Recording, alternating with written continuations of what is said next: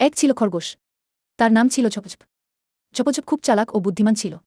সে সব সময় বন জঙ্গল ঘুরে বেড়াত, মজা করত আর নতুন কিছু শেখার চেষ্টা করত। একদিন জঙ্গলে এলো এক ভয়ঙ্কর বাঘ। সে বলল, এই জঙ্গলের সবাইকে আমার কথা শুনতে হবে। প্রতিদিন প্রাণীকে আমি খেয়ে ফেলব। সব প্রাণীরা ভয়ে কাঁপতে লাগল। পরদিনের জন্য নির্ধারিত হল খরগোশ ঝপঝপ। ঝপঝপ ভয় পেল না। সে বলল, আমি বাঘকে বোকা বানাব।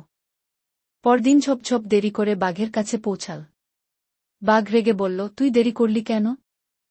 ঝপঝপ বলল, আমি তো ঠিক সময়ে আসছিলাম। পথে আরেকটা বাঘ আমাকে ধরে ফেল।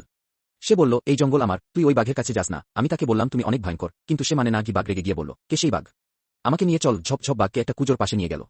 কুজোর পানিতে বাঘ নিজের প্রতিবিম্ব দেখে ভাবল, এটাই সেই বাঘ। সে ঝাঁপ দিল, আর কখনো ফিরে এল না। সব প্রাণী খুশি হল। ঝপঝপ হয়ে গেল সবার প্রিয় বুদ্ধি আর সাহস দিয়ে যে কোনো বিপদ থেকে রক্ষা পাওয়া যায়।